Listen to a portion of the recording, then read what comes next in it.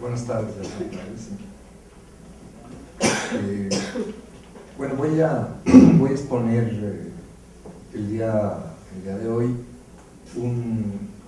una serie de ideas generales de un trabajo que vengo investigando hace 20 años,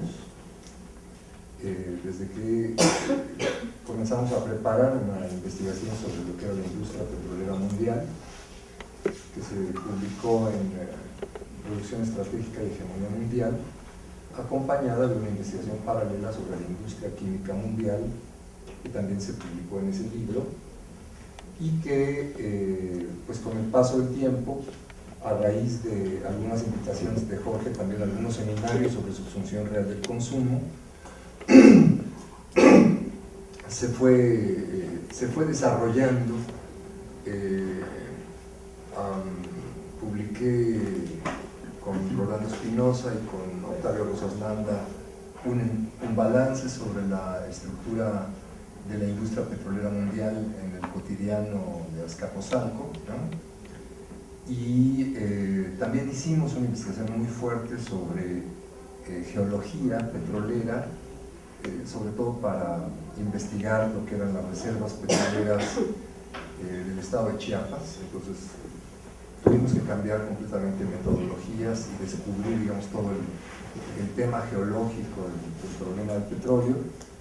Y a inicios de la década pasada, entre 2002 y 2008 aproximadamente, estuvimos trabajando otro equipo con la elaboración de un Atlas Mundial del Petróleo, en donde habrán colaborado alrededor de unos 10 compañeros, que se publicó en Quito, Ecuador, por Oil Watch, y que pues nos llevó, digamos, a seguir desarrollando la necesidad, digamos, de reflexión crítica sobre los problemas del petróleo. Oil Watch es un frente mundial en contra de todos los pueblos, vamos a decir, los agraviados ambientales por la civilización petrolera, es decir, todas las personas que son agredidas por empresas transnacionales petroleras, ya sea para quitarles las tierras y impulsar la producción de yacimientos de petróleo y de gas vamos a decir, en el sur del planeta. En Asia, en África, en América Latina es una red mundial de agraviados, pescadores, indígenas, campesinos, qué sé yo, vecinos urbanos, por petróleo, por petroquímica, por ductos.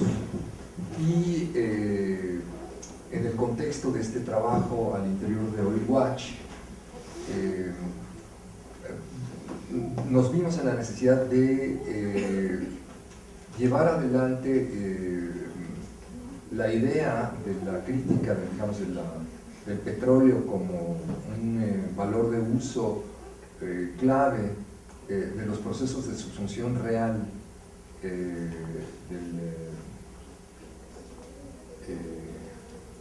del mundo material bajo el capital. Nos vimos, digamos, en la necesidad de hacer una formulación un poco más directa y más sencilla, porque digamos, trabajar con agraviados y desplazados de Nigeria, del delta del río Níger, o con gente de Indonesia, y empezamos a echar, digamos, el argumento encima de que esa subsunción real del consumo realmente se quedaban así como de que estás hablando, ¿no? Entonces, para formular, digamos, de manera más sencilla y más directa el tema, nos pareció, digamos, que resultaría muy útil construir una categoría como la crítica de la civilización material petrolera, ¿no?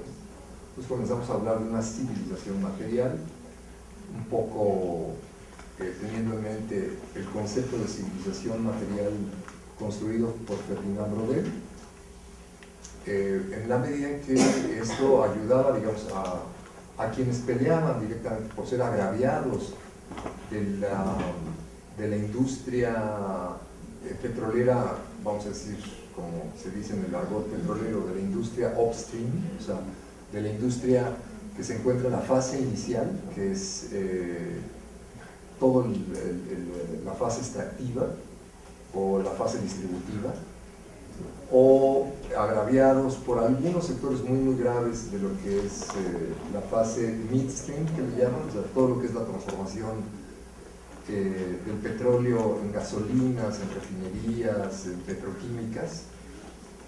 Decíamos, bueno, es que esto hay que ligarlo más allá de, digamos, de todos los agravios que genera la industria petrolera en estas fases iniciales, porque el petróleo va generando secuelas muy graves, ya no solo directas, sino indirectas, y en las fases consuntivas. Y en realidad hay muchos grupos que pelean en contra de infinidad de problemas ligados a la industria petrolera. Por ejemplo, en México ya hay finalmente un movimiento bicicletero, ¿no? Es importante este movimiento bicicletero. Bueno, están peleando contra la cultura del automóvil, están peleando contra uno de los temas cruciales de lo que se podría llamar la civilización petrolera. Hay otros que no pelean contra el automóvil directamente, pero están en el problema de la contaminación ambiental que genera el smog por la quema de hidrocarburos. Hay un frente mundial gigantesco contra el calentamiento global que tiene que ver con el problema petrolero. Hay otros que pelean contra los agroquímicos, contra los pesticidas. Todos los agroquímicos son derivados del petróleo. Hay quienes pelean contra la contaminación química, o que pelean por la necesidad de identificar todos los productos químicos que hay en el mundo.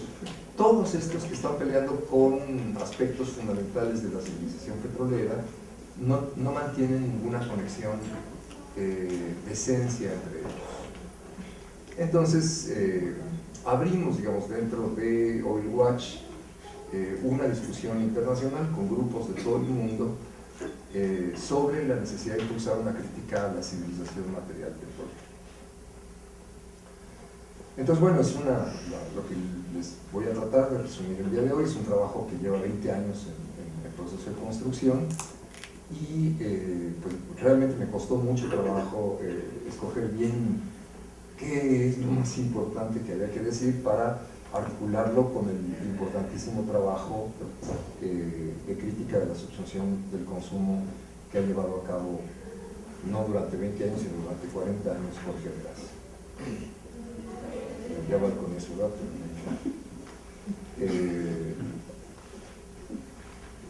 Bien. Entonces voy a improvisar una como lectura cruzada de varios temas, ¿no? Cuando la industria petrolera surge paralelamente entre 1848 y 1858, tanto a orillas del mar Caspio, en la región de Bakú, al sur de Rusia, como en Pensilvania, en el noroeste yanqui, la insignificante y primitiva medida de esta nueva industria no permite adivinar ni remotamente el descomunal alcance productivo y destructivo que este medio de producción, y en aquel entonces más medio de subsistencia que medio de producción, el alcance, les digo, productivo y destructivo que este peculiar valor de uso habrá de adquirir de forma imparable a lo largo de todo el siglo XX. Durante la segunda parte del siglo XIX, el petróleo inesperadamente se colocó en el centro de muy importantes intereses de la acumulación mundial del capital. Primero, el petróleo se volvió muy importante y las primeras fortunas petroleras nacieron ligadas al uso del petróleo como fuente de iluminación nocturna. Se inventaron los quinqués, las lámparas de petróleo, y en la segunda mitad del siglo XIX no existían los focos, ¿no? Y bueno, esto es lo que creó la fortuna de Rockefeller. Así fue como en el lapso, vamos a decir, de 40 años, de 1860 a 1900, Rockefeller se volvió el empresario más poderoso de los Estados Unidos. En aquel entonces la gasolina que se formaba de petróleo de muy buena calidad, decían, ¿qué es esta porquería? Y la tiraban a los ríos, la gasolina, ¿no? No tenían idea de lo que iba a ocurrir 10 años después, ¿no? Y en paralelo con el uso del petróleo como fuente de iluminación doméstica, se comenzó a usar el gas, también en la segunda mitad del siglo XIX, que es el primo hermano, más que primo hermano, no sé qué parentesco podríamos ponerle, del petróleo. Se lo empezó a usar para la iluminación nocturna en Londres, en París, y se empezaron a hacer redes de distribución de gas y lámparas de gas de alumbrado público que se empezaron a construir junto con las redes de agua y las vialidades, las primeras vialidades rectas de cuadrícula urbana, ya con medios de transporte mecanizados, pero que todavía se movían por carbón, que eran los tranvías y los trenes adentro de las ciudades.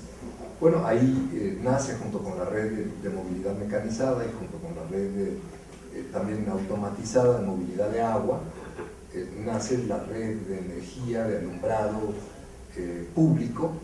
No había gas para alumbrado interno de las casas, y es, digamos, el modo en que el petróleo y el gas empiezan a meterse para resolver problemas de iluminación. Todo esto no es todavía abierta o francamente digamos, un fenómeno completo, redondo de subsunción real del consumo, sino está todavía muy anclado, muy ligado a fenómenos de expansión y de asentamiento de subsunción real del proceso de trabajo del capital. La construcción de estas redes que integran las grandes ciudades, que además son ciudades fabriles, en donde se integran todos los ámbitos fabriles, y que han introducido dentro de las ciudades la necesidad del trabajo, primero que lo prolongan, ¿no? El trabajo lo van alargando de 10 a 12, a 14, a 18 horas, y conforme los obreros van resistiendo y van empujando a que se reduzca la jornada de trabajo para detener estos métodos salvajes de extracción de plusvalía absoluta, los capitales van respondiendo creando el trabajo por turnos y van inventando el trabajo a las 24 horas del día. Entonces, evidentemente, eso tiene unas necesidades de iluminación nocturna brutales adentro de las fábricas, que van convirtiéndose en las posibilidades del alumbrado, ya no de la fábrica, sino de las ciudades, y del alumbrado del espacio doméstico. Entonces, vamos a decir, la necesidad de iluminación fabril se va convirtiendo en una necesidad de iluminación doméstica, se va incipientemente transformando la subsunción real del trabajo en una subsunción real del consumo, va el capital inventando una serie de valores de uso para la solución del problema de la iluminación, ¿no? Esto es como nace, como entra en el mundo la civilización petrolera, y es en ese contexto que David Rockefeller, el tatarabuelo, ¿no? De lo que hoy se conoce Exxon, que es la empresa petrolera más poderosa, no del petróleo, sino de todas las empresas del planeta, hoy en día, ¿no? Es como nace, ¿no? Que en ese entonces se llamaba la Standard Oil, ¿no? Bien, pues la hipnótica iluminación nocturna, ¿no?, que hoy tiene asolado a todo el planeta, es uno de los grandes problemas ambientales del mundo, la iluminación nocturna, que no permite a ningún animal, a ninguna especie descansar como es debido, que tiene todos los cuerpos de las personas sobreexcitados. Este problema de la iluminación nocturna, de la sobreiluminación nocturna, viene del siglo XIX.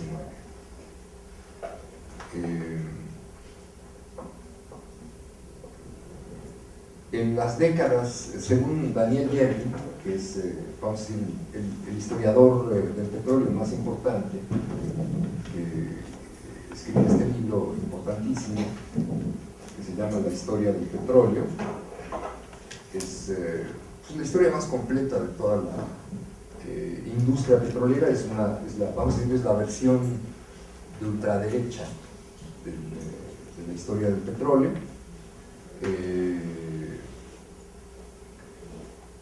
Vamos a decir, la versión de las empresas transnacionales.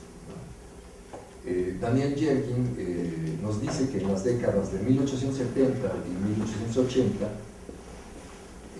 las exportaciones de queroseno, que es como se le llamaba el petróleo para lámpara, ascendieron a más de la mitad de la producción norteamericana total. El queroseno era, en términos de valor, la cuarta partida de todas las exportaciones de Estados Unidos y el primero entre todos los artículos.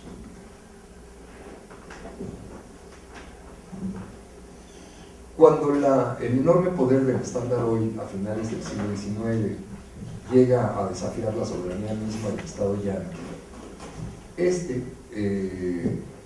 porque Rockefeller corrompía a cualquier sheriff de cualquier condado, a los gobernadores de los estados, a diestra y siniestra, fue absorbiendo, concentrando y monopolizando todos los pozos de extracción de Pensilvania y de las diferentes regiones.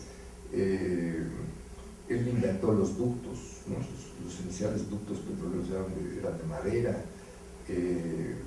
Fue tejiendo una red gigantesca de control que pone en peligro, digamos, la vida política de los Estados Unidos, porque los políticos todos van arrodillándose bajo el poder de Rockefeller, hasta que, digamos, llega un momento en que esto pone en jaque al poder estadounidense, al poder presidencial estadounidense, y Teodoro Roosevelt, o sea, el primer Roosevelt, se ve en la necesidad, seguramente presionado por todos los demás grupos de capital, incluso por los dueños de los ferrocarriles, los dueños del acero, que eran los originariamente empresarios que dominaban el escenario de acumulación de capital en los Estados Unidos. Pues se ve presionado Roosevelt para detener a Rockefeller, porque está, digamos, a punto de asaltar la presidencia de los Estados Unidos directamente, y Teodoro Roosevelt declara la ley antimonopolio, la ley antimonopolio que obliga, digamos, a regular el poder de Rockefeller y que lleva a la fragmentación del Standard Oil alrededor de 28 empresas. O sea, le dieron un contragolpe fenomenal a la Standard Oil, digamos, por el hecho de que desafía la soberanía misma del Estado yanqui. 34 fragmentos, no 34 empresas, ¿no? Fue un golpazo brutal que en realidad le hizo lo que viento a Juárez, porque esto, vamos a decir, este decreto es de inicios de siglo, y es en el momento en que está decidiéndose, vamos a decir, el brinco en la mecanización de la movilidad, que antes, digamos, toda la movilidad mecanizada era por tren y por tranvía, ¿no? Ahora, digamos, está entrando en la fase ya de la movilidad individualizada, es decir, que ya el medio de movilidad esté en manos, digamos, de un propietario privado que se puede comprar su propio medio, es decir, están haciendo el automóvil o la motocicleta, o detrás del automóvil y la motocicleta los camiones, y detrás de ellos los tractores, y junto con ellos los tanques. Pues estamos en el desarrollo, digamos, de esta movilidad terrestre mecanizada, que es mucho más rápida, que es mucho más flexible, mucho más plástica. Imagínense estacionar su ferrocarril privado ustedes en el garaje de su casa.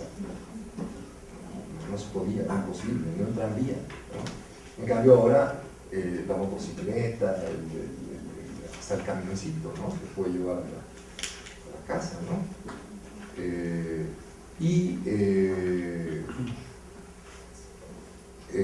Está a punto también de ocurrir la Primera Guerra Mundial, que va a hacer que esto se masifique y que, bueno, se empiecen a pensar ya en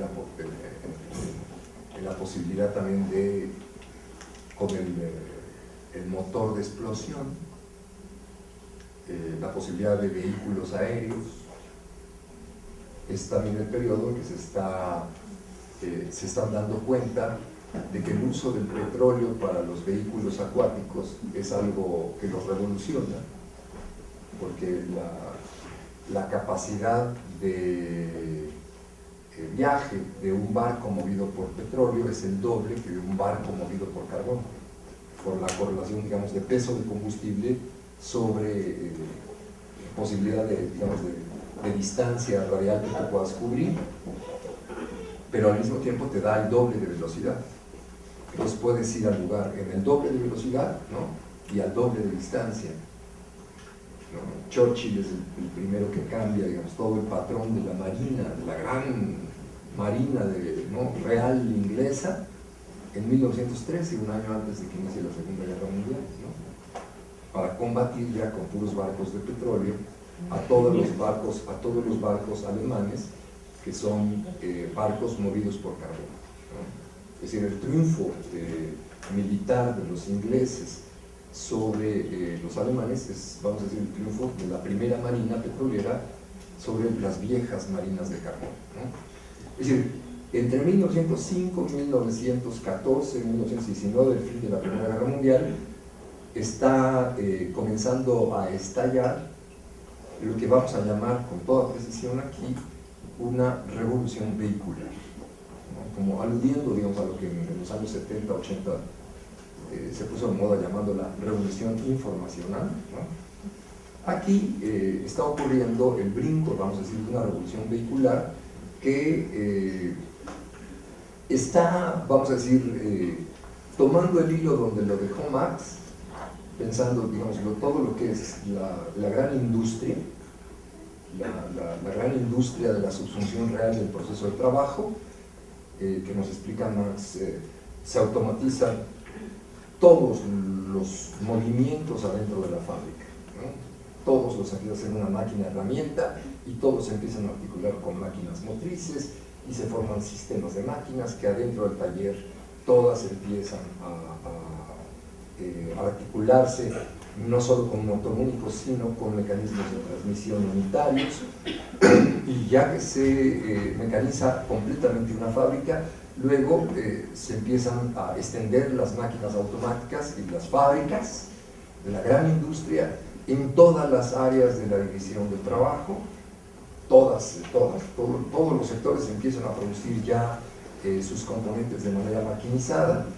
Bueno, siguiendo esta lógica, Marx nos dice, el punto culmina, es decir, la obra de la automatización de la subsunción real del trabajo culmina en el momento en que el capital logra mecanizar y automatizar el medio de transporte. Es decir, cuando crea una máquina automática capaz de articular a la totalidad del sistema automatizado de fábricas, ¿no? Eso es lo que significa para Marx el ferrocarril y el barco de vapor. Lo llama en francés el coronamiento de la obra, en una carta maravillosa de 1878. Dice, bueno, todo este trabajo de desarrollo histórico de la automatización y de la expansión territorial de la subsunción real del proceso de trabajo tiene como punto de coronación el desarrollo del ferrocarril. Este autómata que ha ya no suplantado a la mano, sino que está suplantando a los pies, ¿no? Y que está creando el autómata para moverse y articular mecanizadamente todos los... es cuando propiamente la automatización es capaz de articular a la totalidad de la producción de todos los, digamos, de todos los valores de uso mecanizadamente. Es cuando las, vamos a decir, se cierra el círculo de que todas las máquinas estén siendo producidas por máquinas mismas, ¿no? Es cuando el autómata se vuelve perfecto, ¿no? Eso es lo que corona el ferrocarril y eso es lo que nos entrega el siglo XIX. Entonces, ¿de qué estamos hablando ahorita a inicios del siglo XX? Que el ferrocarril y el barco de vapor, ¿no?, que son el punto clave de articulación de la automatización del proceso de trabajo, van a transformarse, van a brincar, ¿no?, de simplemente articular todas las áreas industriales de Manchester, de Londres, de las regiones industriales de Inglaterra, van a empezar a articular todas las nuevas regiones industriales que se van creando, y las regiones no industriales con las regiones industriales, las regiones rurales, ¿no?, van articulando todas las ciudades, las redes de ciudades, las redes rurales, van articulando las naciones se van llenando de este tejido ferrocarrilero a lo largo de la segunda mitad del siglo XIX, pero cuando comienza el siglo XX, dicen, no, bueno, pero pues podemos articular automatizadamente, ya no solamente con ferrocarriles, podemos comenzar a articular los territorios urbanos, las ciudades, podemos comenzar a articular los territorios rurales, podemos articular las naciones, podemos articular todas las redes entre las naciones, las redes oceánicas, las redes aéreas, las podemos comenzar a articular con vehículos que se mueven con motores de explosión. Eso entonces le permite a la subsunción real del proceso de trabajo expandirse brutalmente. El emblema de todo esto evidentemente es el automóvil, pero por revolución vehicular no nos estamos refiriendo única y exclusivamente al automóvil, ¿no? Nos estamos refiriendo a todo el complejo de vehículos automatizados que se mueven con motores de explosión. Entonces, ¿de qué sirvió, regresando a nuestra historia, de qué sirvió la ley antimonopolios, ¿no? Sirvió sobre todo para que los 15 principales fragmentos que resultaron, ¿no?, o sea, que llega Theodore Roosevelt y descuartiza en 34 fragmentos al Standard Oil, los 15 primeros fragmentos, cada uno se volvió más importante que el Standard Oil anterior. Cada uno, ¿no? La Standard Oil de New Jersey, la Standard Oil de California, porque además había muchas que se llamaban Standard Oil, que eran de diferentes dueños, ya no eran de Rockefeller, y van saliendo las nuevas, por ejemplo, ¿no?, los nuevos, los de Texas, ¿no?, la Texaco, ¿no?, Texas Company, ¿no?, van apareciendo infinidad de empresas que se van a convertir en las gigantes petroleras del mundo. Evidentemente esto ocurre entre la invención del automóvil y la Primera Guerra Mundial, ¿no?, que es la que, vamos a decir, la Guerra Mundial es el periodo histórico en el cual, vamos a decir, los capitales entienden que pueden montarse una revolución vehicular en serio. Ya lo aplican por primera vez en lo que se conocen como los alegres verdes, ¿no? Termina la Primera Guerra Mundial en 19 pues en 21, 22, 23 empieza la euforia en el tejido de redes, ¿no?, de redes vehiculares de todo tipo, acompañadas de las redes eléctricas, de las redes de comunicación, de la telefonía, de la radiofonía, y eso es lo que genera la gran euforia de inversión que termina en la crisis del 29, ¿no?, que estalla con esa crisis de sobreacumulación brutal de 1929.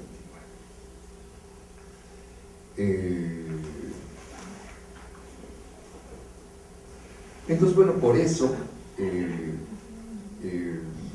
la febril maduración petrolera de la vuelta del siglo XIX al XX convierte a varios de estos segmentos del viejo monstruo en otros nuevos octópodos muchísimo más poderosos. Durante muchas décadas, conforme esta industria se expande mundialmente, descubriendo inesperados y cada vez más grandes yacimientos dispersos en el planeta, pues durante todo ese periodo en realidad nadie ha reparado en el etnocidio de todo tipo de comunidades indígenas en América del Norte, en México, Tampico, en Tamaulipas, en Veracruz, ¿no? En toda América Latina, en Venezuela, en Asia, en Siberia, en África, en Alaska, que están emprendiendo, ¿no? Las empresas petroleras, imponiendo, digamos, un orden de extracción de una nueva materia prima importantísima que se saca, digamos, a como de lugar. Durante todo ese periodo, mucho menos, ¿no? Nadie está reparando en la extraordinaria destrucción de selvas, de bosques, de playas, de mares, que comienza a generar la extracción de petróleo, que también está generando la distribución y sobre todo lo que va a ir generando el consumo del llamado oro negro. Y es que en un inicio, ciertamente, la medida real de las zonas de extracción resultaban en aquel entonces todavía demasiado pequeñas si se las comparaba con lo que en aquel entonces era la descomunal dimensión de nuestro planeta. De manera que si alguien en aquel entonces, en 1915, en 1925, se le hubiera ocurrido formular algún reparo en contra de la destrucción de los pueblos indios o del medio ambiente, ¿no? O si quieren, a fines del siglo XIX, las épocas de aquel entonces tenían previamente preparada una respuesta cínica y pragmática desde que había sido muy bien construida con las nocivas extracciones, que ya se las conocía por su altísima nocividad, de la industria minera, de extracción de metales o de la extracción del carbón, también se habían construido estos argumentos cínicos para, digamos, todas las protestas que generaban las inmundicias del crecimiento urbano carbonizado del siglo XIX. Las maravillas del progreso y la modernidad, ¿no? Aunque tengan un precio terrible o elevado, en cualquier lugar y en cualquier momento valía la pena pagarlas con tal, digamos, de progresar y ingresar en la modernidad. Un segundo salto, que es muy importante que lo tengan aquí en cuenta, un segundo salto lo impuso la civilización petrolera cuando ocurre, cuando se, comienza, digamos, cuando se repara en el hecho, digamos, de que la gasolina, que se la consideraba un residuo inútil, ¿no? Como les expliqué previamente, para la preparación de las lámparas de queroseno, bueno, cuando se repara que en realidad esta gasolina se tiene, digamos, que extraer del crudo, no solo tomarla accidentalmente como residuo para usarla en algunos motores de explosión, pues, va creciendo la industria de los automóviles, entonces tiene paralelamente que ir creciendo y desarrollándose la industria de la refinación. El petróleo es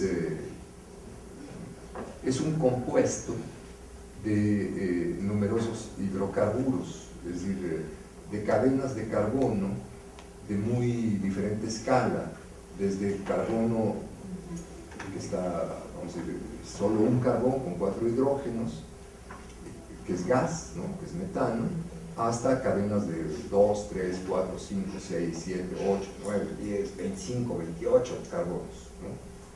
múltiples. Entonces, lo que se llama el crudo es una sopa en donde están mezclados todos estos hidrocarburos. Y las gasolinas pues son un rango de hidrocarburos específico que hay que separar. Pues la refinación es como una industria de destilado de bebidas alcohólicas. O sea, tú vas en torres de evaporación, vas calentando el carbono y todo sale vuelto vapor, y a las diferentes alturas de la torre pues se van, vamos a decir, volviendo líquidas las diferentes fracciones, y a lo largo de la torre tú vas separando todas las diferentes fracciones. Entonces la refinación es el motor que va a permitirles, vamos a decir, no solo es como un motor para la producción de diferentes sustancias que tú vas obteniendo de la separación del carbono, sino que la torre de refinación, podríamos decir, es la máquina lógica dentro de la cual se configura y se desarrolla y se potencia muchísimo la química orgánica. Es decir, es donde se percatan que el mundo de los hidrocarburos es un mundo muy lógico. Es un mundo absolutamente lógico de cadenas de carbono que están organizadas progresivamente en una secuencia numérica, en donde el hecho de que ya no sean 2, sino 3, sino 4, sino 5, sino 6 carbonos, tiene que ver con propiedades químicas muy, muy diferentes, y cada cadena de carbono, pues, además de tener hidrógenos, pues tiene un oxígeno, ¿no? En fin, van ocurriendo, digamos, todas las modificaciones lógicas que te van dando todo el espectro de sustancias químicas, que tú las puedes ir cortando, pues lo que en la industria del petróleo se llama cracking, ¿no? O las puedes ir recombinando para ir obteniendo más sustancias químicas. Entonces, la refinación fue históricamente, esta investigación ya venía ocurriendo en el siglo XIX en torno del carbono y de algunas sustancias orgánicas, pero el petróleo puso, vamos a decir, en las manos de las ciencias modernas pues una máquina lógica para el desarrollo fenomenal de lo que en química se llama la química orgánica. A partir de ese momento, la química orgánica toma la delantera por encima de la química inorgánica, se vuelve el centro y se vuelve el espacio para el diseño de todo tipo de sustancias, armas, medicamentos, objetos tecnológicos. De ahí viene el desarrollo de armas químicas petrolizadas, desarrolladas en la Segunda Guerra Mundial, sustancias químicas desarrolladas, digamos, para matar personas, que producen cantidades ingentes de sustancias químicas. Se firma la paz y dicen, ¿y ahora qué hacemos con todas estas sustancias químicas que nos sobran? Entonces nace la agroquímica. Pues si matan humanos, pues matan insectos. Pues vamos a aplicarlos para el desarrollo de la agroquímica. Así nace la agroquímica. Viene directamente no solo de la industria petrolera, sino del uso bélico de la industria petrolera. Esto pues, lo ha documentado ampliamente Jairo Restrepo y sobre todo Sebastián Piñeiro, que han hecho estudios históricos muy, muy importantes de este origen absolutamente nocivo del uso de los agroquímicos, ¿no? Que originalmente son agroquímicos pesticidas, ¿no? O sea, insecticidas, herbicidas, fungicidas, ¿no? Que ya luego se irá transformando en la química de la nutrición de las plantas, ¿no? La química ya de los fertilizantes, ¿no? Todo esto se abrió en paralelo con la revolución vehicular, pero al interior de este otro laboratorio tan hermoso que fue para la civilización petrolera, la Primera Guerra Mundial.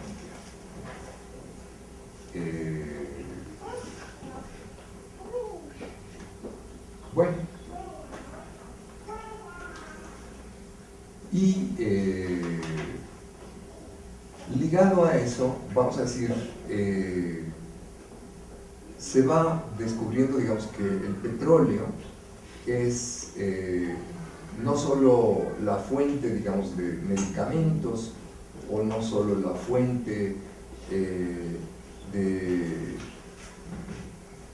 gasolinas, lubricantes, energéticos, sino que da para el diseño de polímeros.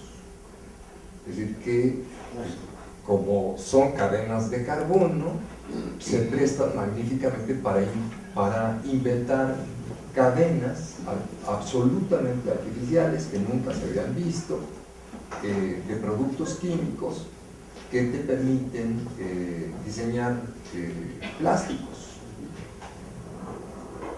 El punto clave fue el nylon, que desarrolla DuPont, que es la gran revolucionadora. Hay un libro maravilloso que se llama Detrás de la cortina del nylon, de este gran, es uno de los mejores historiadores del mundo petrolero, que se llama Colby, no me acuerdo del nombre, no es William Colby, es David Colby, que es el principal historiador de la familia Rockefeller. Es un libro maravilloso que se llama Thy Will Be Done, Hágase tu voluntad. No está traducido, es una joya para quien quiere investigar el núcleo duro de la familia Rockefeller. Y también hizo un libro maravilloso sobre la historia de DuPont que se llama Detrás de la cortina del nylon.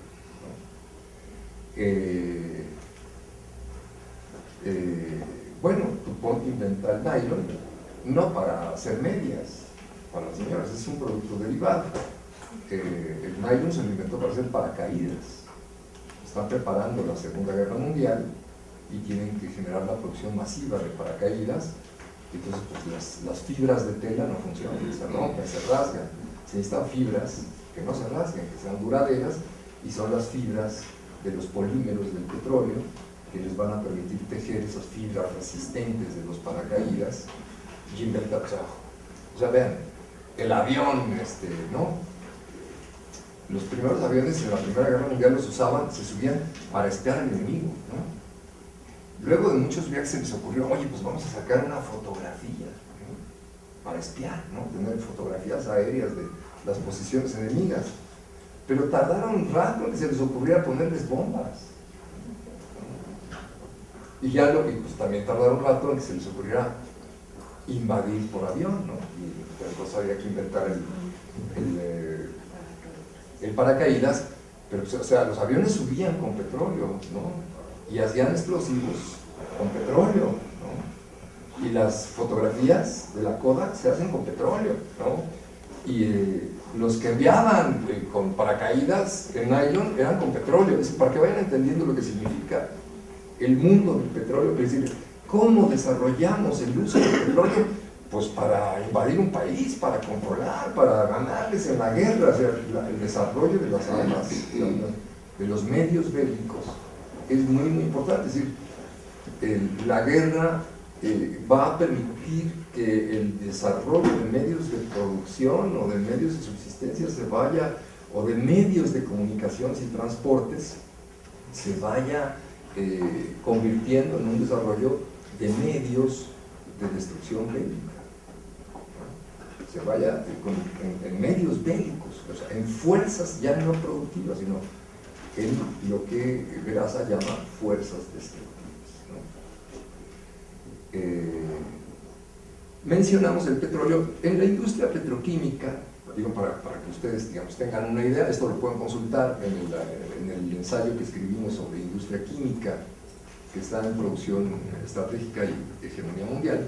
La industria química, vamos a decir, tiene sus subdivisiones, ¿no? Los grandes negocios dentro de la industria química orgánica, que es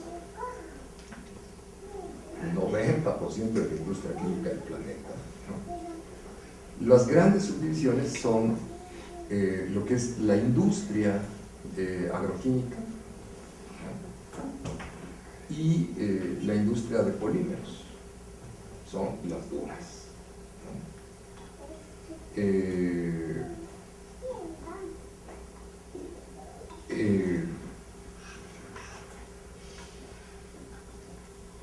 comenzaron produciendo, ¿no?, cortando y pegando sustancias químicas, y comenzaron produciendo 10, 20, 30 productos químicos.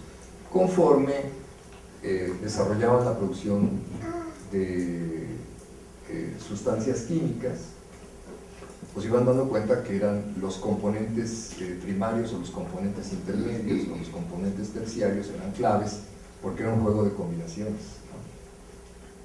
Tú cortas y pues tienes todo lo cortado. Primero separas y tienes todo lo separado, luego cortas y tienes todo lo separado y todo lo cortado, y luego combinas. Entonces se van dando cuenta, digamos, que hay una serie de sustancias claves, unas 28 sustancias que son particularmente útiles para armar el Lego gigantesco de las sustancias químicas, y que esas 28 sustancias claves te dan unas 300 sustancias claves, y que las 300 sustancias claves te dan unas 30.000 sustancias claves, y que las 30.000 sustancias claves te dan 10 o 20 o 30 millones de sustancias diferentes. Entonces, cuando estamos hablando de la industria petroquímica, estamos hablando del núcleo de producción de valores de uso más complejo que existe. Todo esto es el juego del petróleo.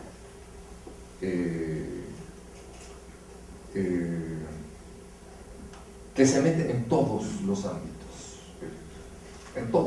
de la producción, de medios de subsistencia, de medios de comunicaciones y transportes, de medios bélicos de guerra, y que incluso pues, te da toda la modificación del medio ambiente, ¿no?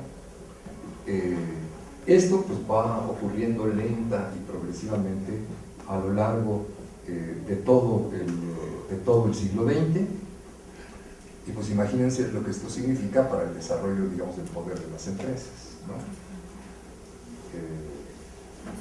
El desarrollo de los plásticos en la actualidad pues es un desarrollo que seguramente ni se lo imagina. A ver, es que les quiero leer un dato.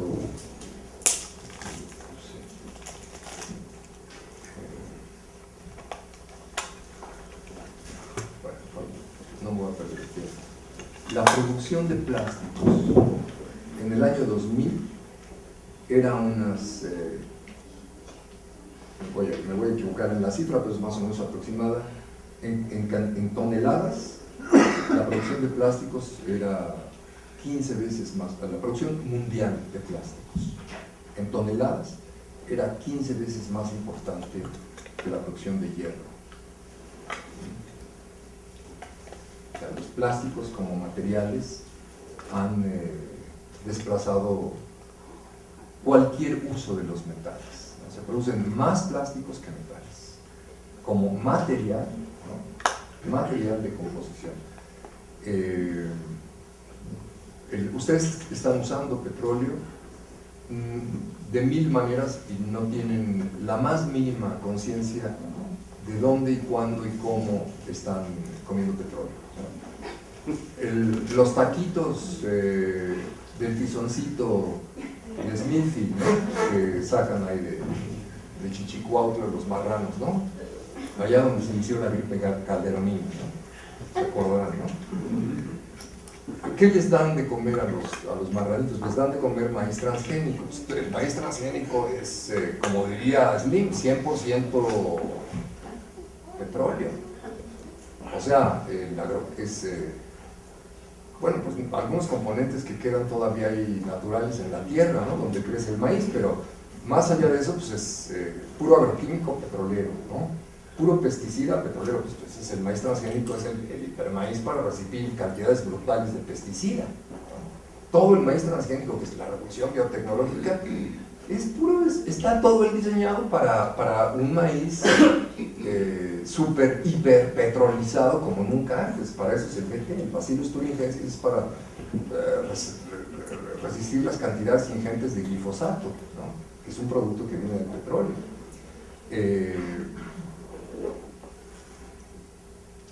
O sea, toda la ganadería norteamericana, las reses, los puercos comen petróleo. La humanidad ha estado comiendo petróleo durante 100 años. El brinco, la población del planeta tenía 1.000 millones de habitantes a inicios del siglo XX, ahorita tiene ya 7.5 miles de millones. Ese crecimiento demográfico nunca antes visto se dio por la revolución verde, la revolución petrolizada. O sea, que la gente realmente lo que empezó fue a comer petróleo. No tienen conciencia. Bueno, pero comer petróleo en forma de cantidades abundantes de carne, de agroquímicos, etcétera, pues genera muchas enfermedades. Los medicamentos, que no se preocupen, los medicamentos que se toman vienen del petróleo. Desde el Mejorán, que les quita el dolor de cabeza, viene del petróleo, ¿no? Pues sí, se mancha la piel y salen los lunares y da cáncer. La crema que se pone viene del petróleo. Sí, pues apesta la boca, ¿no? Horriblemente. La pasta de dientes viene del petróleo. El cepillo está hecho de plástico, viene del petróleo, ¿no? La receta que les escribe el médico se las escribe con una pluma hecha de petróleo. La tinta está hecha de petróleo. En fin, se requeriría un curso completo para ir viendo todas las el diagrama de flujo de todos los componentes. Están sentados en una silla de petróleo, ¿no?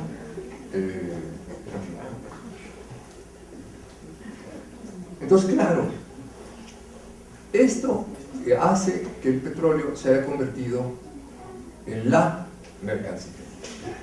Es la mercancía más comprada y vendida durante los últimos 120 años. No hay otra, es la mercancía. Tanto que le dieron el rango, ¿no? O sea, le dieron el rango del oro. Pusieron el nombre de el oro negro, ¿no? Y ahí viene, ¿no?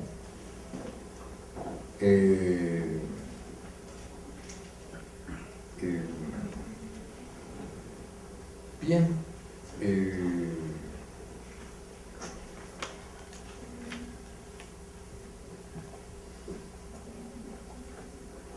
Vamos a cortar aquí esta explicación como histórica, pues así un poco anecdótica, de cómo fue que se llegó, digamos, al mundo petrolizado actual, ¿no? Y vamos, digamos, a hacer algunas reflexiones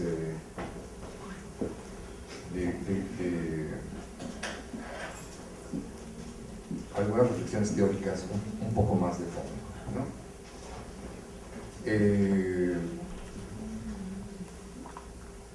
Evidentemente, hablar de una civilización material petrolera es complicado, porque en realidad el carbón fue muy importante 100 años antes, ¿no? Y entre el carbón y el petróleo también comenzó a irrumpir el gas.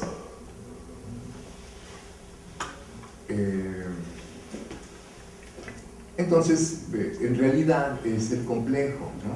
De petróleo, gas, que es el núcleo duro, y secundariamente el carbón, ¿no? Aunque el carbón de ninguna manera tuvo el juego inicial que tuvo el petróleo, no tuvo sus posibilidades, ¿no? Ya echado a andar el petróleo, el carbón se transformó. Les pongo un ejemplo. En el siglo XIX, pues sí se está desarrollando la química inorgánica y la química orgánica, y se está desarrollando mucho el uso del carbón, pero la carboquímica, la separación de las fracciones del carbono que están presentes en el carbono para convertirlos en el juego del ego de millones de sustancias de la química, eso era costosísimo, no se le ocurría a los químicos y no ocurría en el siglo XIX. Quien desató eso fue el petróleo. Como Hitler no tenía petróleo y no lograba conseguir petróleo, y todo lo que hizo en la Primera Guerra Mundial lo hizo en la Segunda Guerra Mundial, lo hizo para poder tener acceso a las fuentes importantes de petróleo.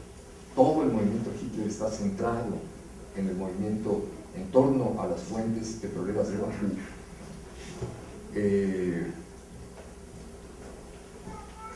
Para poder llegar hasta Bakú, porque se quedó en las puertas, o sea, Hitler llegó a las puertas de Bakú, estuvo a punto de tomarlo.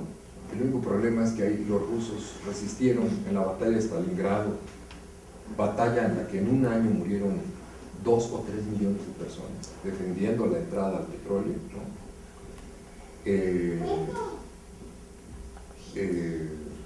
Hitler, para llegar hasta allá y tener combustibles, desarrolló, o sea, a tiempos forzados, desarrolló la carboquímica,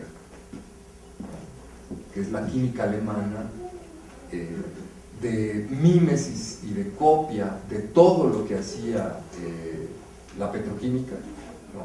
Pero con el carbón, y con un artificio científico alemán brutal, ¿no? La empresa alemana que hizo esto es la IG Farben, ¿no? La industria química de producción de colorantes de Alemania, que se vuelve uno de los pilares de la Alemania nazi y que es la gran socia de Exxon, ¿no? Es la gran socia de Standard, ¿no? Pues van a encontrar que el 35% de la energía es petróleo, el 30-31% es gas y 28% es carbón. El carbón todavía es muy importante, ¿no? Ya lo que sobra, que no es casi nada, es hidroeléctrica o nucleoeléctrica o a nivel, digamos, de toda la energía planetaria. Y pues son primos hermanos y tienen ahí sus relaciones, ¿no? De todo tipo, el petróleo, el carbón y el gas. Entonces, en términos muy estrictos, sí sería, porque además todo el laboratorio científico de preparación, digamos, de todo lo que es la industria petroquímica, pues viene del siglo XIX, no viene de la industria química del siglo XIX, que está ligada al gas un poco y está ligada al carbón un poco, también al procesamiento de sustancias orgánicas. Bueno, entonces, en realidad tendríamos que hablar de una investigación histórica, de una reconstrucción histórico-crítica de una civilización hidrocarburífera, que es lo que desata la revolución industrial del siglo XIX. En una crítica radical a toda la sociedad que se ha organizado de forma a las sociedades que se han organizado de forma científico-técnica en referencia al uso del carbón y en referencia también al uso del petróleo, ¿no? Pues tendríamos que hablar en el sentido estricto de esta crítica de la civilización material hidrocarburífera.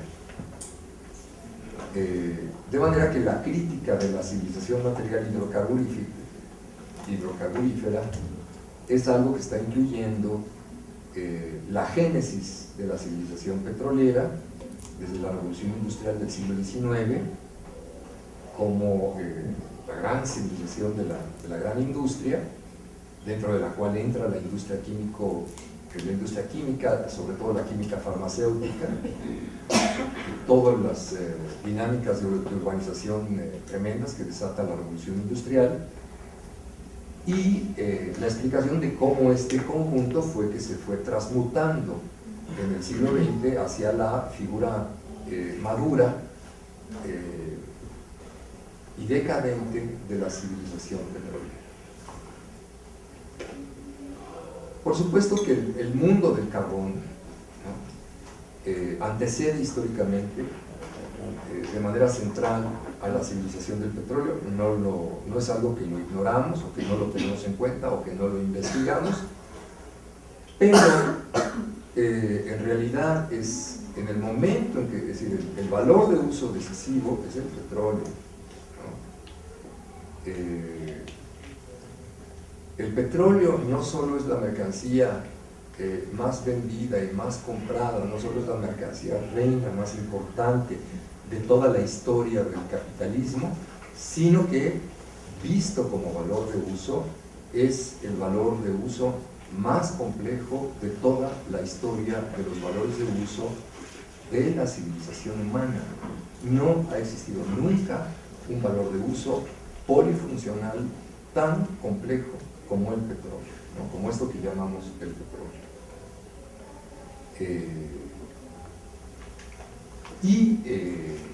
Es entonces en este núcleo petrolero, por eso digamos dentro de la crítica digamos de la civilización hidrocarburífera, pues el lugar central es la crítica de la civilización material petrolera, es el centro del problema. Bueno, en el centro de la crítica de la civilización hidrocarburífera en realidad está la crítica de la civilización material petrolera, pues en ella es donde está ocurriendo la tergiversación profunda y antihistórica de todas las potencialidades revolucionarias de la gran industria. Yo pienso que este es el tema estratégico de investigación más duro o más importante en materia de subsunción real del consumo, ¿no? Digamos, por el conjunto de implicaciones que esto tiene. ¿Cuál sería entonces la tesis central de la crítica de la civilización material petrolera? El petróleo, que en el lapso de 150 años se ha convertido en el valor de uso más estratégico y polifuncional de toda la historia de la humanidad, ha desarrollado de forma sistemática y completamente perversa y autodestructiva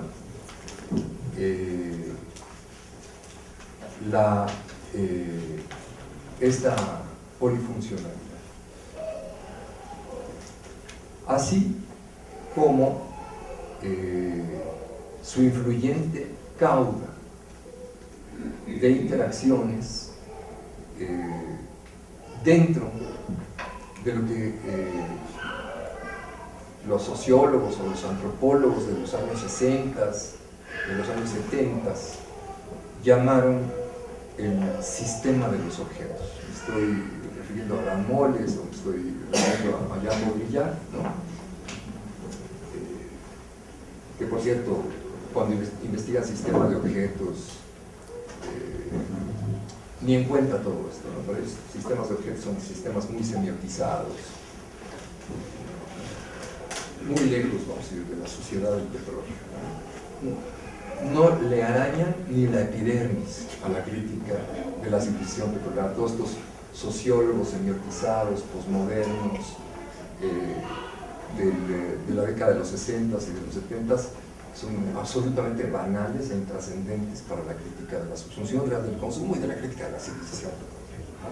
Pero formula, ¿no?, por primera vez la idea de que hay que sentarse a pensar en el sistema de todos los valores de uso, el sistema de los valores de uso. Esto sí es muy, muy importante, que coloquen esto en el centro de la discusión. Bien. Estamos diciendo que el petróleo no solo es polifuncional y que es dificilísimo describir todo lo que ha generado, sino que hay algo mucho más importante, que es la cauda de interacciones que el petróleo ha establecido. Es decir, el petróleo no nace de la nada, es decir, el petróleo fue invocado. El capitalismo lo invocó. Una noche hicieron un aquelarre, lo invocaron y apareció. La noche de aquelarre en que se invocó el petróleo es todo el siglo XIX, es la noche del siglo XIX. Es un sistema de valores de uso. Es que están construyendo las ciudades, la revolución industrial, la mecanización de los transportes, la necesidad de salir del capitalismo nacional hacia el capitalismo internacional, es decir, la necesidad de desparramar las redes de transporte mecanizada cada vez más veloz, la necesidad de controlar a los vecinos con guerra, con armas, la mecanización y la automatización de las armas. Todo eso lo inventó el petróleo, eso lo inventó el capitalismo, y eso es un sistema de valores de uso, y ese sistema de valores de uso es el que está invocando, es el que está es el que les va a llevar a descubrir y decir, ay, cabrón, el petróleo, cabrón, ¿no? Resuelve esto y esto y esto y esto. Es decir, hay un sistema de valores de uso que lo invocan dentro del sistema de objetos. Y ya que empieza, ¿no?, la reina de los valores de uso se empieza a desplegar, empieza a generar pues, valores de uso pues, que no son directamente petróleo. Los automóviles no son petróleo. El motor de explosión usa petróleo. Pero el automóvil, pues, ¿qué diríamos? Es 80%, 95% es metal. ¿Sí me explico? Es metal. Es hierro. Sí, pero si es el automóvil de puro hierro, pues no se mueve, es pesadísimo. No, pues ponle aluminio. Pues las aleaciones del aluminio. Oye, pero hay que ponerle focos, entonces hay que hacerle cableado, pues métele cobre, ¿no? Y, oye, pero los motores se descomponen, pues métele manganeso, porque con el manganeso el hierro se vuelve muy resistente, ¿no? No, pues métele vidrio, pues el vidrio hay que hacer toda la química de los silicatos para hacer los vidrios. Bueno, no se las voy a hacer larga. El automóvil es la industria que consume más metales en todo el mundo. Consume todos los metales de la tabla periódica. Todos los minerales metálicos los consume el automóvil.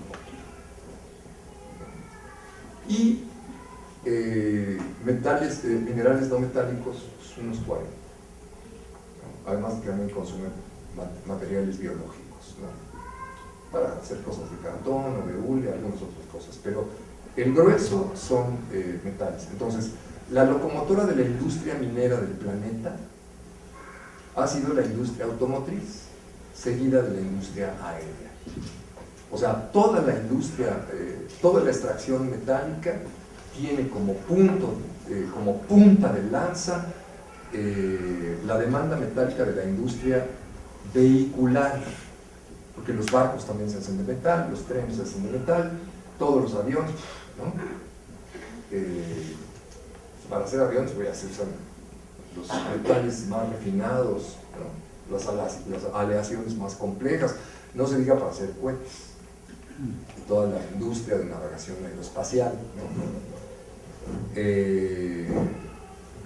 Bueno, entonces, por eso decimos que no solo es que el petróleo es muy complejo, sino que tiene una cauda de valores de uso.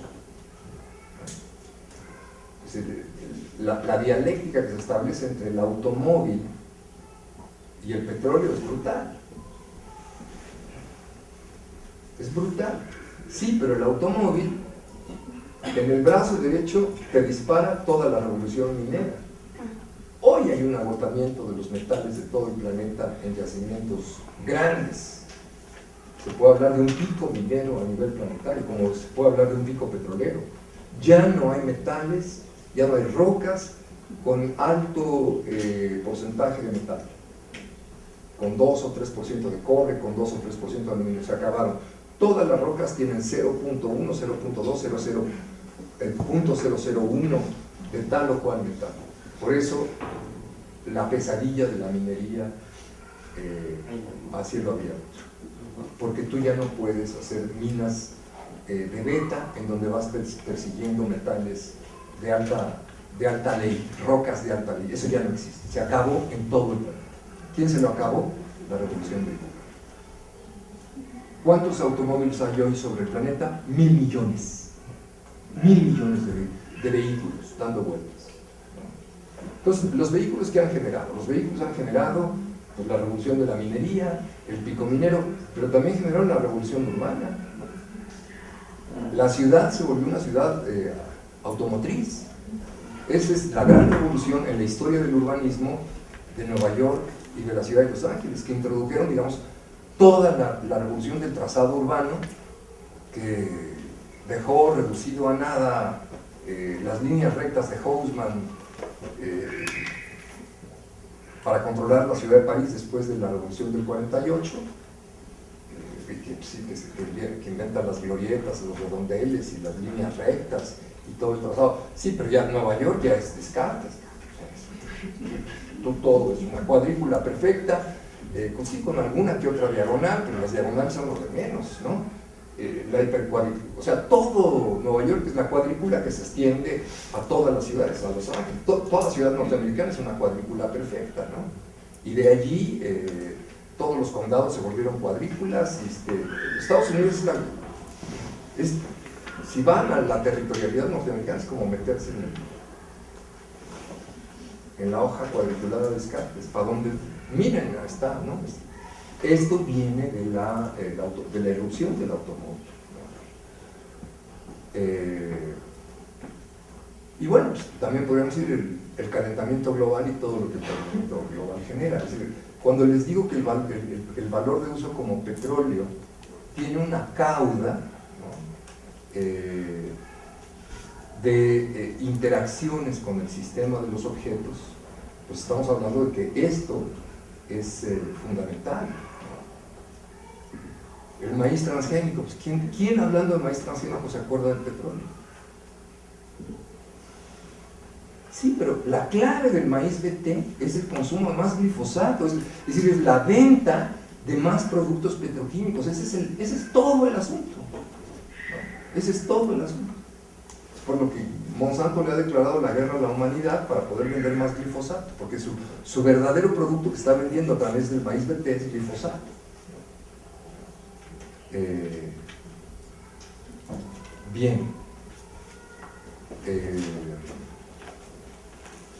La cauda de interacciones, pues la podemos detectar como una cauda al interior de los medios de producción, otra cauda al interior de los medios de subsistencia, otra cauda al interior de los medios de comunicaciones y transportes, otra cauda al interior, que ese es siempre el laboratorio, que es la cauda de los medios de guerra, que son todos los que dije anteriormente, pero enfocados a la destrucción, y en la cauda del manejo de todos los valores de uso que se involucran en la destrucción del medio ambiente que ha generado la civilización petrolera. De manera que estas transformaciones históricas de la materialidad civilizatoria han llegado a establecer un patrón técnico que no solo es extraordinariamente eficiente, productivista, centralista y autoritario, pues también en la época actual nosotros somos los testigos de la existencia de este patrón de instrumentalidades nocivas que se han expandido de forma integradora a lo largo de toda la superficie del planeta y han inducido dentro de la vida del siglo XX todo tipo de pulsiones mundializantes. El petróleo fue el principal valor de uso para que el capital mundial se expandiera, se desparramara y controlara toda la esfera planetaria. Pulsiones que no solo son mundializantes, sino que son diversificantes y que son integradoras hasta el extremo de haber servido para construir un sistema de fuerzas destructivas que también son fuerzas destructivas de escala planetaria, capaz de rebasar todas. Este es el problema fundamental que estamos enfrentando con la crisis ecológica planetaria, que es que este mundo de objetos construidos, de medios de comunicación, de medios de transporte, de urbes, de basuras, de cuanta madre, de contaminación ambiental, de contaminación hidrológica, etcétera, rebasen. La civilización petrolera ha generado, digamos, una masificación de estos valores de estos valores de uso nocivos de tal orden y de tal naturaleza que se rebasan todas las fuerzas metabólicas de la naturaleza, ¿no?, que le permiten al planeta Tierra digerir, ¿no? Ahí está el vórtex de plásticos, ¿no?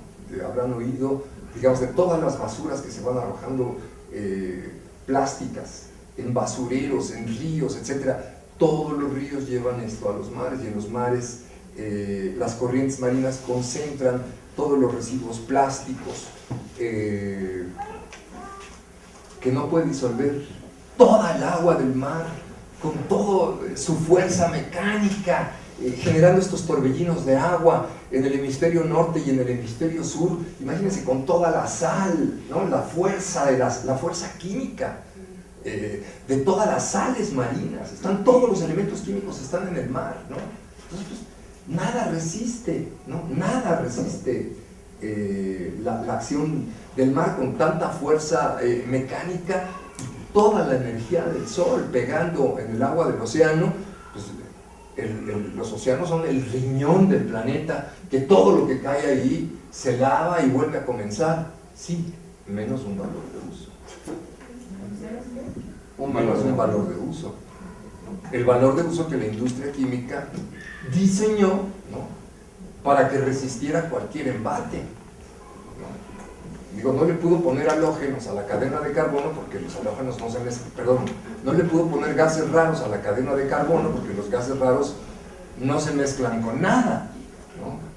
Pero si hubieran podido poner gases raros en la cadena de carbono, ya lo hubieran hecho. Entonces, ¿qué pudieron hacer? Pues lo que pudieron es meter los halógenos, que son, pues, los primos hermanos de los gases raros.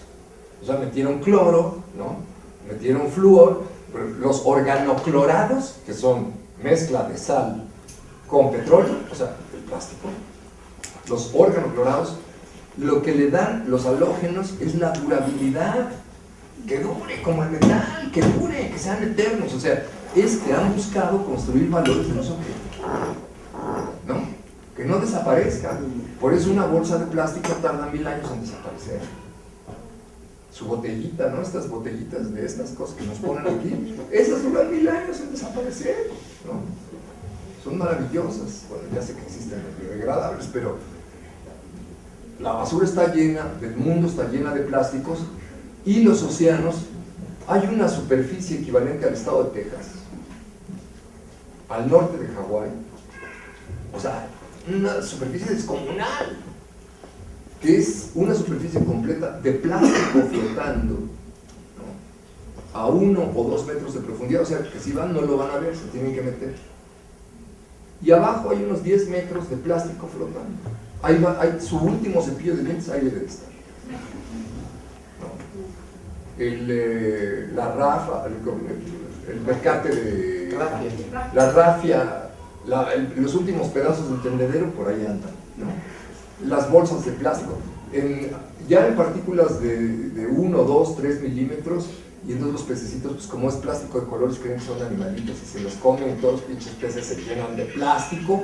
No hay fuerza de la naturaleza que disuelva esa mamada. Y crecen los vórtex, que se llaman vórtex de petróleo, crecen por todo el planeta. O sea, hay una saturación de objetos nocivos que generan unas crisis. O sea, lo del calentamiento global, ese es el capítulo A para niños inocentes de lo que la civilización petrolera ha generado en materia de crisis ecológica planetaria. La industria química produce anualmente 200.000 sustancias químicas, 200.000 sustancias químicas diferentes, sin regulación de convergencia en medio ambiente, sin ningún tipo de rastreo, de investigación de convergencia de las sustancias. O sea, que ustedes son camiones así y entonces abusan de sus trabajadoras, tienen su maquiladora de mezclilla allá en Tlaxcala, y entonces pues mean todo tipo de sustancias químicas de la industria maquiladora hacia el río Apatlaco, ¿no? Industria, pequeña industria, $2,000 millones, ¿no? San Martín Texmelucan arroja sus excrementos, y en el río Atoyac hacen síntesis, y las síntesis son puras sustancias cancerígenas, ¿no? O sea, las sustancias que genera la industria química, pues todas hacen sinergia en el medio ambiente, y cada año se producen 200.000 diferentes. La OCDE, que es la que regula y tiene los ríos limpios de los países del norte, identifica 60 sustancias. De las 200.000, México, como está por arriba de la OCDE, se supone que tiene prohibidas 30, ¿no? Y ya, bueno, los inspectores de la Secretaría del Medio Ambiente identifican menos 30, ¿no? La regulación, digamos, de contaminación de ríos en México. Pero eso todo eso se combina en aguas, se combina en tierras, se combina en aires, se combina en todos los seres vivos de la biosfera y, por supuesto, en sus cuerpos, ¿no?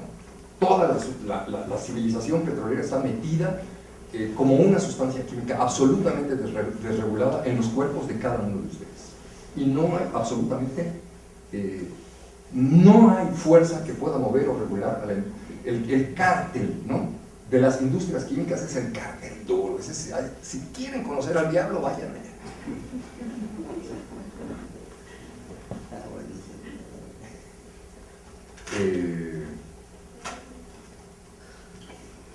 Bueno, entonces la civilización petrolera ya rebasó.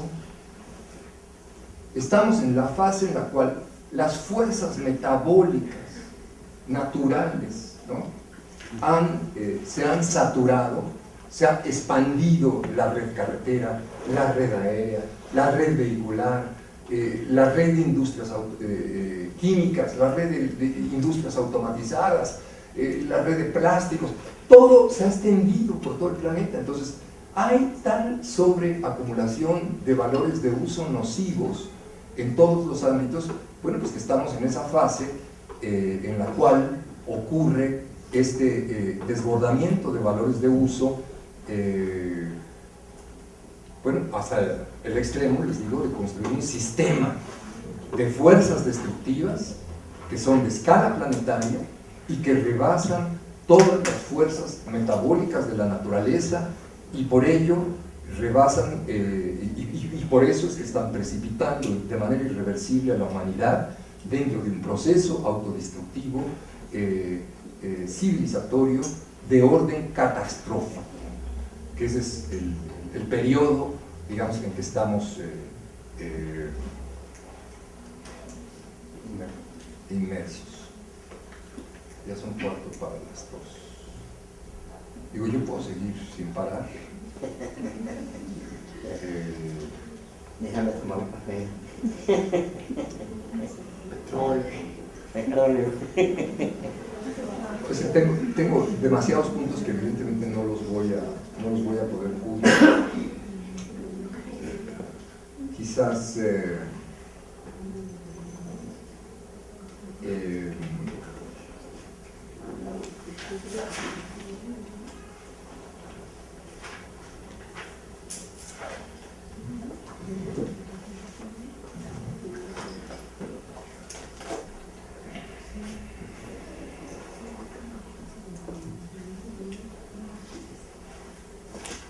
evidentemente el problema que estamos planteando es un problema muy complejo, porque involucra la necesidad de desarrollar herramientas analíticas para el estudio del sistema de los objetos, del sistema total de los objetos.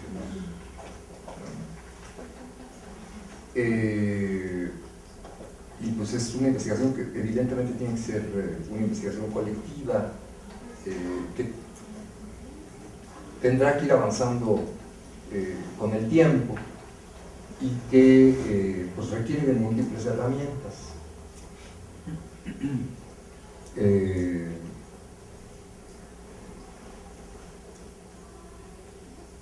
Voy a hablar un poquito de esto, ¿no? Digamos, de yo cómo he afrontado este problema en los últimos 10 años, y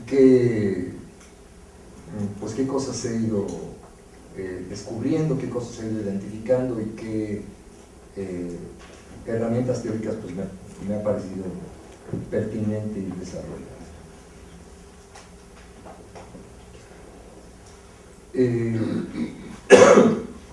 Bueno, en primer lugar,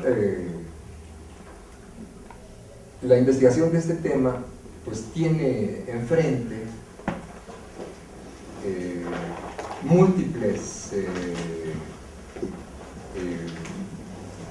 desarrollos científicos que han venido ocurriendo a lo largo de todo el siglo XX. Curiosamente, el siglo XX ha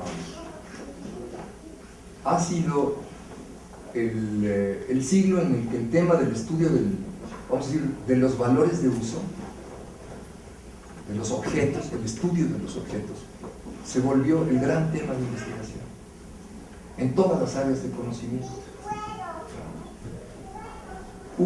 Realmente hubo una revolución en el pensamiento de la derecha y de la izquierda, pues ante la luz, ¿no?, de objetos con los que el capital emprendió el control de la población. La subsunción real del consumo se vio reflejada, no de manera crítica, sino de manera crítica, se vio reflejada en un alud de investigaciones sobre temas de carácter objetual, ¿no? Y pues esto generó, ¿no?, por ejemplo, en la sociología una transformación profunda, ¿no? Por decir, uno de los alumnos más importantes de Durkheim, que es Maurice Halbach, introduce todas las investigaciones sobre vida cotidiana y entonces empieza a fijar los objetos, ¿no? Estamos hablando de las primeras décadas del siglo XX, ¿no? Ya para la época de los años 50, en Francia hay un boom, vamos a decir, de sociologías dedicadas a la investigación de temas de carácter objetual, ¿no? Aparecen las sociologías de la moda, las sociologías del espectáculo, los sociólogos del derroche, ¿no? Ahí es en ese contexto que aparece Abraham Moles. Abraham Moles es un ingeniero y que luego se doctora en física y que empieza, digamos, a investigar sistemas semióticos de conexión entre objetos, ¿no? Aparecen en los 70 aparecen los sociólogos de la basura, ¿no?, en diferentes lugares. Hay un arquitecto muy importante que es el gran sociólogo de la basura, que es Kevin Lynch, ¿no? Pues los sociólogos también que empiezan a ver, hacer sociología de los materiales que se usan en la construcción urbana. Empiezan a aparecer los sociólogos del espacio, los sociólogos, la sociología urbana, ¿no?, tan importante. Ya, digamos, para fines del siglo XX, crece mucho también la sociología de los objetos fetiches, ¿no? Ahí se meten hasta el psicoanálisis, ¿no? La sociología y la antropología, digamos, toda una corriente que van a investigar los fetichismos, pues que es el fetichismo de las cosas, de los objetos, toda la semiótica, ¿no? Esa es otra rama, ¿no? Que tiene que ver con la sociología, pero va más allá y es toda la investigación, digamos, de los sistemas de comunicación, de la semiótica, de las objetualidades, ¿no?, que van a aplicar al estudio de los objetos la teoría de los signos, ¿no?, el análisis de la ideología, la psicología social, la psicología de la comunicación, esos son los temas de Moles, la crítica de la reproducción social, la teoría de la comunicación, ¿no?, todas las teorías de Marshall McLuhan sobre los medios, y junto con todo ese desarrollo de la sociología y de la semiótica de las objetualidades, bueno, en Freud es todo un gran tema, el tema del fetichismo, pero sobre todo la antropología de las objetualidades, ¿no? Las teorías de la cultura pues empiezan a desarrollar toda una taxonomía para el estudio de los objetos en las sociedades primitivas. Pues eso es Franz Boas, ¿no? Y toda su corriente culturalista, pues es un estudio masivo de las objetualidades, pero se van creando como estudios de sistemas de objetos, como ligados, digamos, también a las corrientes estructuralistas. Digamos, el punto más fuerte es el materialismo culturalista que encabeza Marvin Harris, pues que desarrolla ya un estudio sistemático muy complejo de todos los sistemas de valores de uso que ocurren en las sociedades precapitalistas, las llamadas sociedades primitivas, pues que es muy importante conocer. Digamos. Marvin Harris podría ser, digamos, la culminación de todas estas corrientes de estudio de la objetualidad en la historia de la antropología del siglo XX, pero junto a la sociología, la antropología, la semiótica, el psicoanálisis, pues es ahí, en ese contexto, es que aparecen las teorías especiales de la objetualidad, ¿no?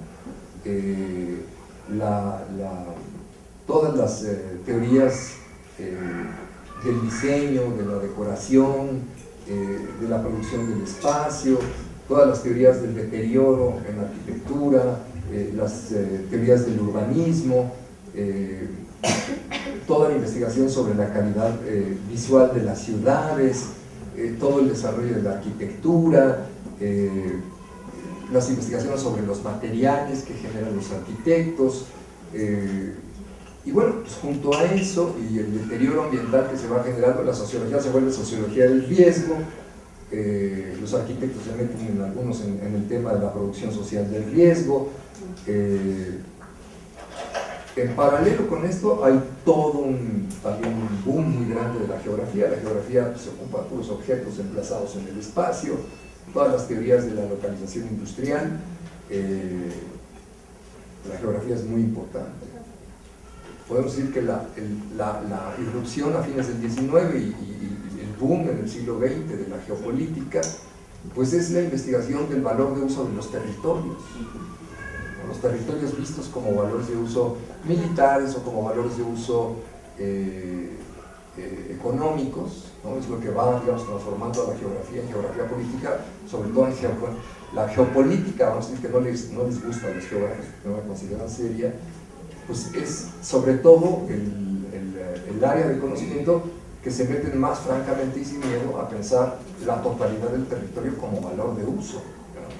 Eso es lo que es importantísimo, claro, como valor de uso para el uso de una potencia hegemónica como Inglaterra o como es Estados Unidos, y entonces hacen estos esquemas del uso de la totalidad del planeta, ¿no? Todo el mapeo planetario de Haushofer, de Mackinder a Haushofer, pues es toda una reflexión sobre el valor de uso del planeta visto, digamos, como una sola unidad, ¿no? Es un anticipo importantísimo de la geoingeniería, ¿no? Que actualmente ve todo el planeta como un solo valor de uso manipulable mediante una ingeniería lineal, ¿no? Bueno, y junto con esto crece, por ejemplo, toda la beta del enciclopedismo que clasifica.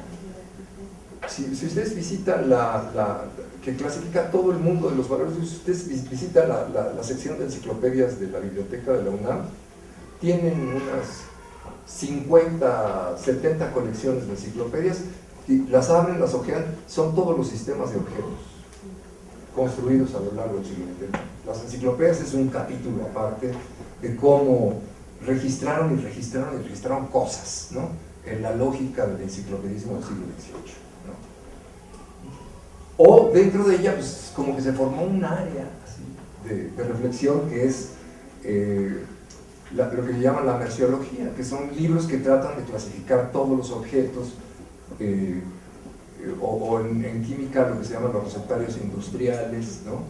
Que también son enciclopedias de clasificación de objetos que van generando, digamos, una taxonomía infinita, porque pues, estamos frente a una luz de construcción de valores de uso que nunca había ocurrido y que desembocan dentro de la historiografía moderna a hacer todo tipo de historias de análisis de objetos, ¿no?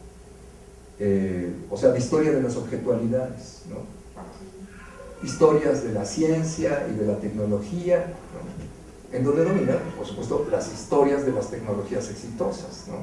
Las historias de todas las tecnologías que el petróleo fue sacando fuera, ¿no? Fue prohibiendo que entraran en la historia de la tecnología, o sea, por ejemplo, el auto eléctrico, ¿no? O las redes eléctricas como las planteaba Nicolás Tesla, o los medicamentos que no eran de la industria farmacéutica. Todas estas, pues no, hay una historia marginal de todos estos valores de uso que ahora crecen mucho. Se empiezan a hacer las primeras historias de la clase obrera como historias de lo que consumen los obreros, ¿no? Thompson, el gran historiador de la clase obrera, se adentra en ese gran tema, como historias de la alimentación, como historias de la miseria de los obreros. Las historias de la alimentación empiezan a proliferar, ¿no? Hay múltiples, ¿no? Los antropólogos terminaron haciendo antropología de la alimentación. Marvin Harris tiene un libro excelente sobre la antropología de la alimentación en todo el planeta.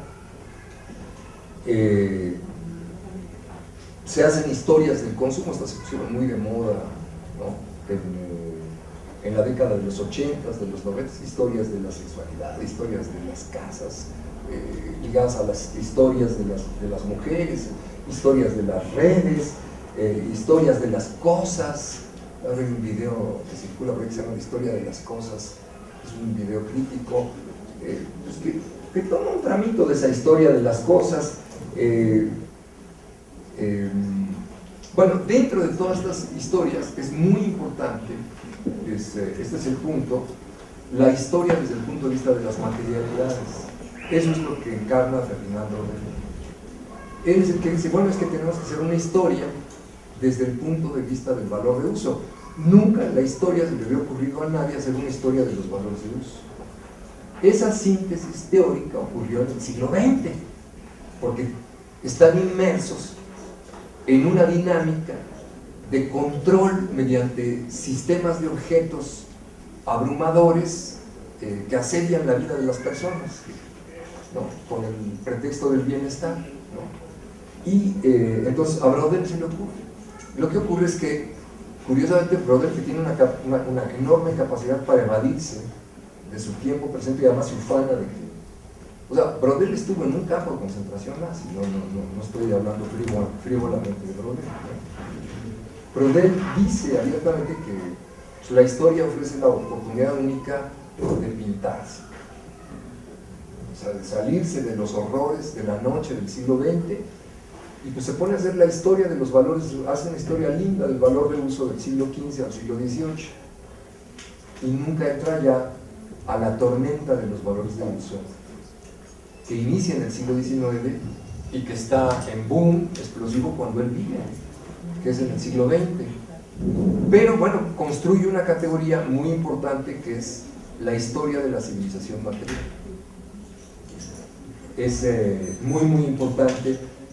Lo digo porque sobre todo es nuestro interlocutor importante para formular el concepto de civilización material petrolera. Es justamente la reflexión que Brodel cómo es que ha construido la noción de civilización material petrolera. Habla de la civilización del maíz, del arroz, hace la historia de los cereales, hace la historia de las bebidas, hace la historia de los alimentos, hace la historia de las casas, hace la historia del vestido, inaugura la historia del valor de uso, ¿no? Crea toda una metodología, el tomo 1 de su trilogía, el tomo 1 está todo él dedicado a la historia de lo que él llama la civilización material, ¿no? Que la confronta con la historia, digamos, del mercado y luego con la historia del capital, ¿no?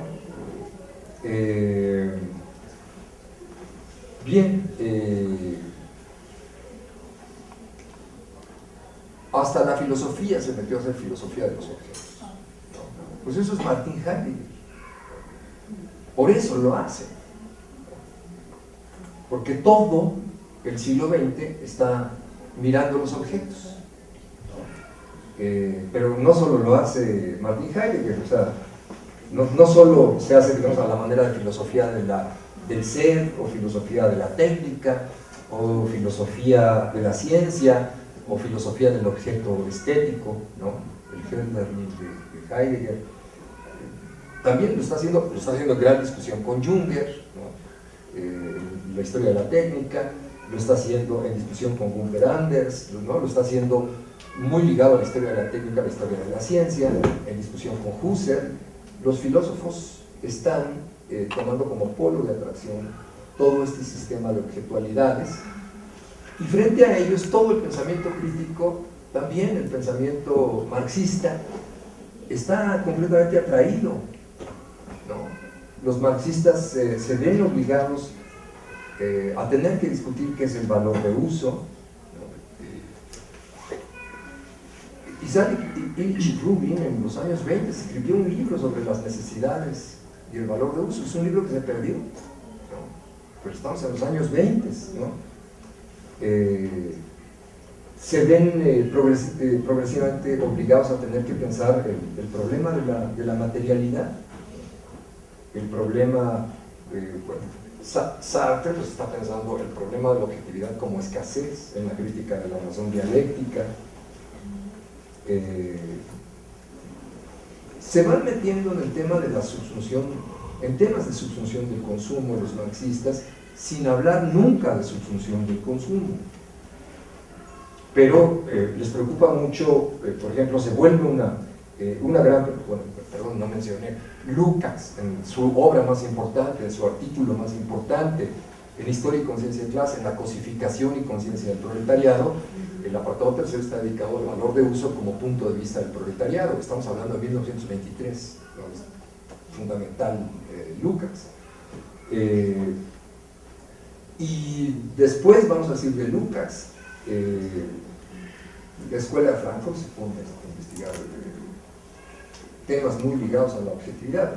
Benjamin Stroud, ¿no? Haciendo reflexiones sobre las ciudades, no solo sobre París, sino sobre todo el mundo urbano, sobre los juguetes, sobre las obras de arte. Esto influye mucho a Adorno, que investiga toda la historia de la música, la subsunción de la música, la subsunción del arte. Todos los marxistas que se dedican a los problemas de estética están investigando objetos. Lo que pasa es que escogen objetos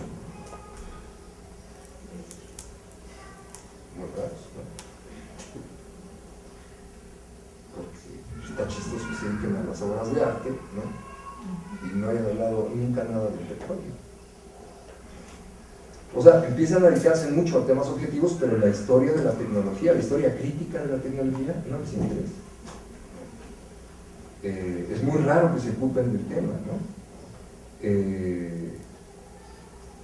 Sí hay algunos críticos marxistas o marxistas marginales que se ocupan, vamos a decir, de la historia de la automatización o del problema de la automatización, como Friedrich Pohl, ¿no? Hay algunos que se dedican al tema de la división del trabajo o al desarrollo de las nuevas tecnologías, como todas las críticas de los regulacionistas al toyotismo y al fordismo, la crítica de las innovaciones que hablan los anarquistas, ¿no? La crítica de la ciudad que establece Murray Bookchin, ¿no? Desde los años 60, son muy marginales, ¿no? Autores que se dedican a este tipo de temas, historia crítica de la ciencia, no sé, como Grossman y Hessen, se dedican un poco al tema, Van Ekoek, Radovan Richta, pero son hasta poco conocidos, ¿no? Seguramente ustedes ni los leen en ninguna de sus carreras, se perdieron en la noche de los años 70, ¿no?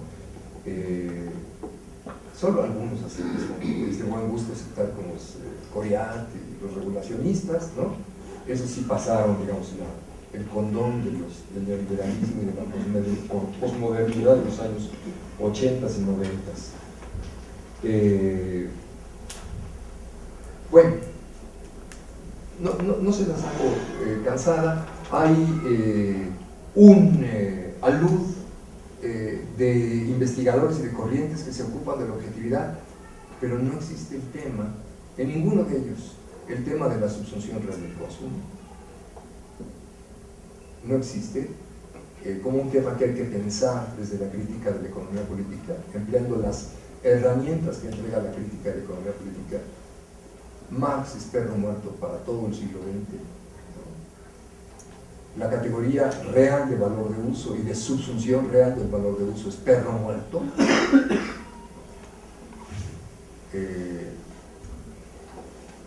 Quienes se aproximan al tema Marcuse, ¿no? Marcuse en los años 60 dice, bueno, la reflexión de Marx sobre la técnica, qué vergüenza. No, eso esa es la clave, es el núcleo donde está toda la teoría de la subsunción real del proceso de trabajo.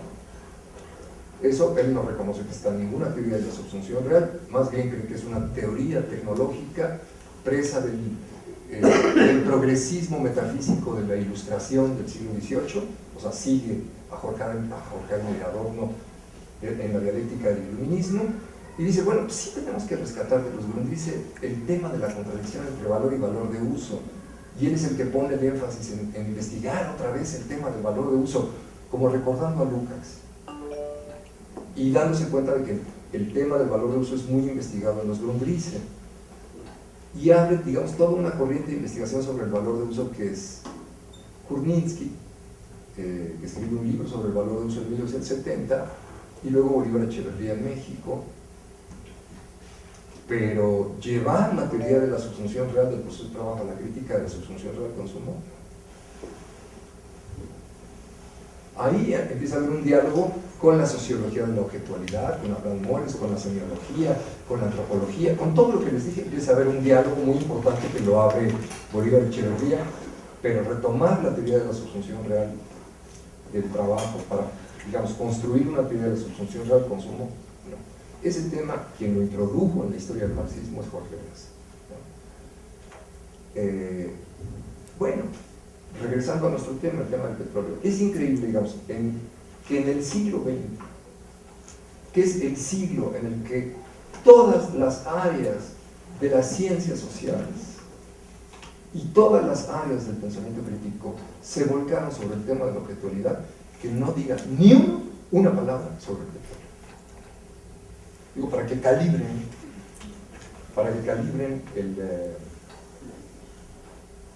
el modo en que todo este desarrollo del siglo XX se estructuró de una manera extraordinariamente extraña.